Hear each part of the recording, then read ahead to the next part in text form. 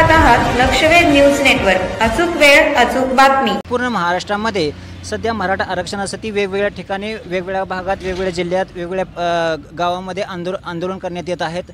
महाराष्ट्रातील हजारो गावामध्ये गाव पुढारी तसेच राजकीय नेत्यांना गावबंदी देखील केलेली आहे. सोलापूर जिल्ह्यातील 500पेक्षा जास्त ग्रामपंचायत आपला ठराव करीत राजकीय नेत्यांना गावबंदी देखील केलेली आहे. त्याचे पडसाद देखील आपल्या जिल्ह्यामध्ये काही उमटत आहेत. आज आपण आलेलो आहोत मंगळवेढा शहरामध्ये. मंगळवेढा शहरातील सक्कल मराठा बांधव आपल्यासोबत आहेत. आपण त्यांच्याशी चर्चा करूयात. काय सांगाल आपण? सकल मराठा समाज मंगळवेढा शहर व तालुका आजपर्यंत प्रत्येक आंदोलनात अग्रेसर असणारं गाव म्हणून मंगळवेढ्याचं नाव निघतं.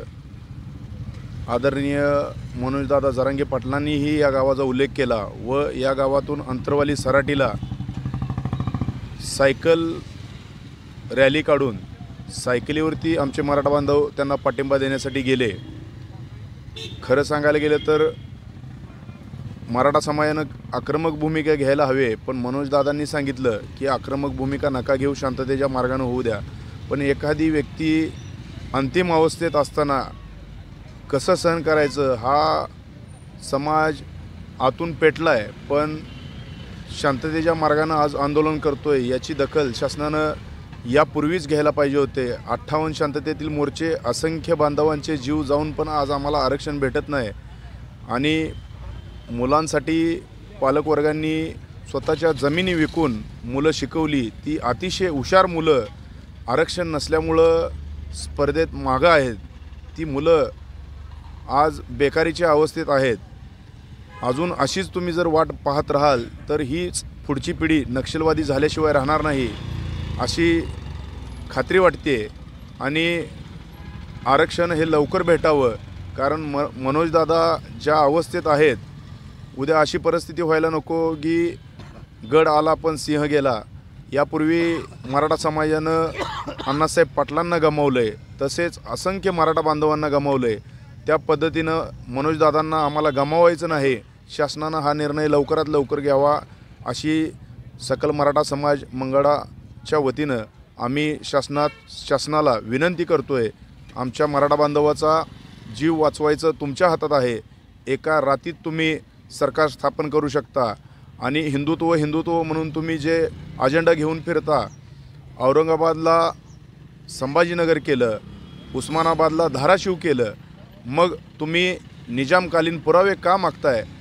तुमचा अजेंडा जर हिंदुत्वाचा असता तर निजामकालीन पुरावा मागून तुम्ही हिंदुत्वाचा मुद्दा खोडून काढताय. आणि हिंदुत्वावर जर तुम्ही बोलत असाल तर कुठल्याच गोष्टी तुमच्या दिसत नाहीत. परवा या ठिकाणी आंदोलन करताना या ठिकाणी एक एस टी बंद पडली. येथील सर्व मराठा बांधवांनी ती एस टी ढकलून चालू केली व शासनाच्या फसव्या या योजना आहेत म्हणून मोदी, अजित पवार, देवेंद्र फडणवीस, एकनाथ शिंदे यांच्या फोटोंना काळं फासलं. हे काळं फासलेलं फक्त फोटोला फासलं आहे. उद्या भविष्यात जर मनोजदादांच्या जीवाला काही बरं वाईट झालं तर हे डायरेक्ट पुढाऱ्यांच्या, आमदारांच्या, खासदारांच्या, मंत्र्यांच्या तोंडाला डायरेक्ट काळं फासण्यात येईल. सहजासहजी सोपी वाटेल एवढी गोष्ट समाजावरली या शासनानं घेऊ नये. आमची तर खरी मागणी आहे, जर तुमच्या हातून होत नसेल तर सर्व आमदारांनी, खासदारांनी राजीनामे द्यावे व सर्वपक्षीय नेत्यांनी या ठिकाणी राजीनामे आणून दिलेत.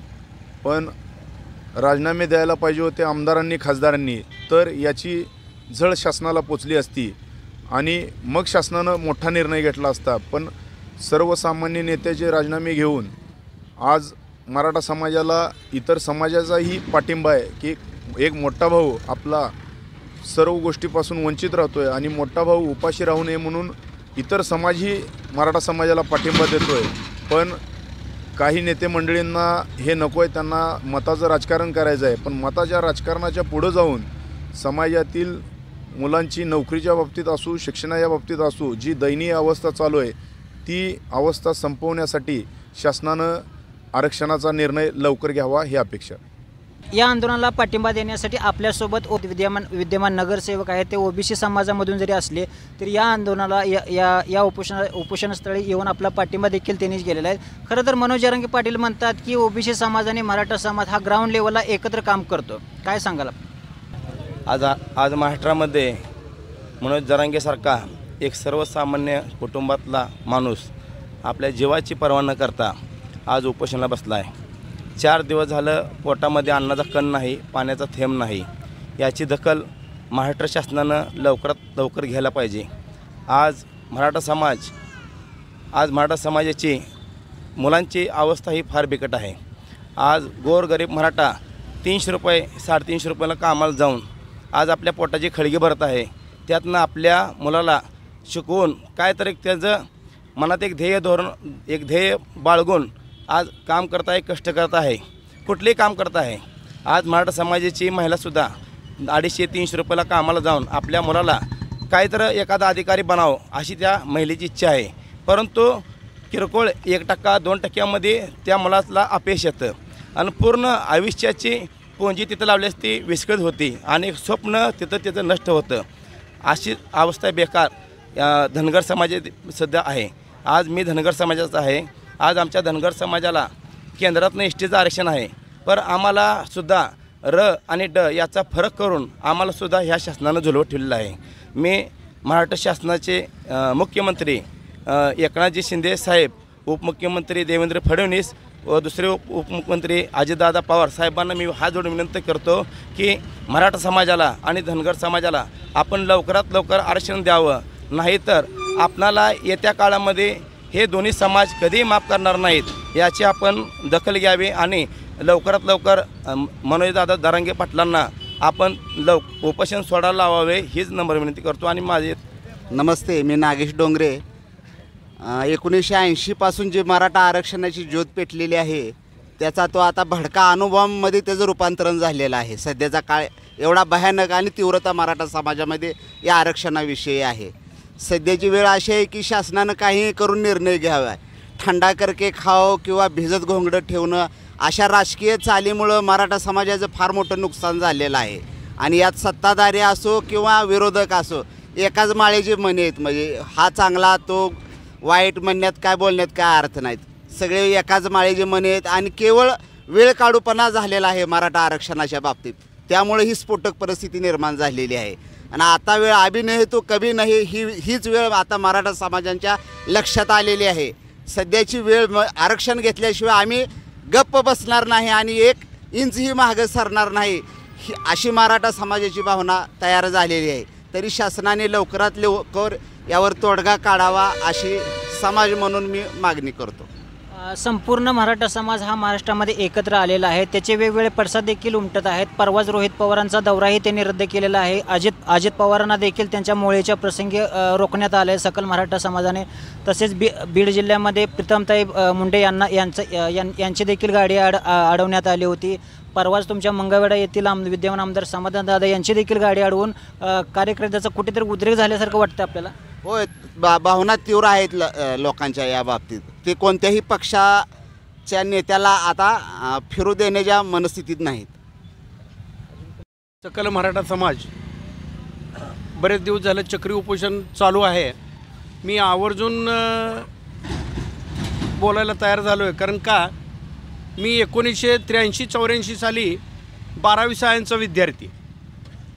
माझ्यापेक्षा कमी मार्क्स असणाऱ्या विद्यार्थ्यांना त्यावेळेस ॲग्रीला ॲडमिशन मिळालं आणि मला चांगले मार्क्स असूनसुद्धा ॲग्रीला ॲडमिशन मिळालं नाही. आज तीच परिस्थिती माझ्या मुलावरती आहे. बराच मधला कालखंड गेला. आज बापावरती पण अन्याय होतो आहे, पोरांवरतीही अन्याय होतो आहे. आणि हे झोपलेलं सरकार कधी जागा होणार आहे? तुम्हाला मताच्या जोगव्यासाठी मराठा पाहिजे. कुठल्याही राजकीय पुढाऱ्यांचा जर कुठलाही कार्यक्रम असला तर शिवरायांच्या प्रतिमेचं पूजन केल्याशिवाय तुम्ही कार्यक्रम करू शकत नाही. आणि आज या शिवाजींच्या मावळ्यांची अवस्था अशी किरून टाकली आहे की तुम्ही त्या रस्त्यावरती त्यांना बसवायची पाळी आणलेली आहे. म्हणून या झोपलेल्या राज्यकर्त्यांना माझी एक विनंती आहे. माझ्या मुलासमान जरांगे पाटील आहेत. आज आमचा तो मराठा समाजाचा मोठा नेता झालेला आहे. आम्ही आता कुठल्याही नेत्याला कुठल्याही राजकीय पुढाऱ्याला आम्ही नेता म्हणायला तयार नाही. सध्या मनोजदादाच आमचे नेते असतील आणि जर का मनोजदादाच्या या उपोषणामध्ये जर मनोजदादांना काही झालं तर त्याला सर्वस्वी हे शासन जबाबदार आहे. मी आवर्जून नावं घेतो. मुख्यमंत्री एकनाथ शिंदे साहेब असतील, फडणवीस साहेब असतील, अजितदादा असतील. आज मी तर माझं वैयक्तिक मत मी सांगतोय, इथं मराठा आमदारांना खरं तर यांनी सगळ्यांनी आपल्या स्वतःचे राजीनामे द्यायला पाहिजेत. आणि मी या माझ्या सकल मराठ्यांना, मी एवढा मोठा नाही, राजकीय पुढारी नाही, पण इथून पुढं जर हे मराठा समाजाचे जर उमेदवार उभा राहिले आमदारकीसाठी, खासदारकीसाठी, तर त्यांच्या पाठीमागं आपल्या सकल मराठ्यानं कोणीही जाऊ नये. त्याशिवाय या मराठा समाजातल्या नेत्यांना मराठ्याची ताकद कळणार नाही.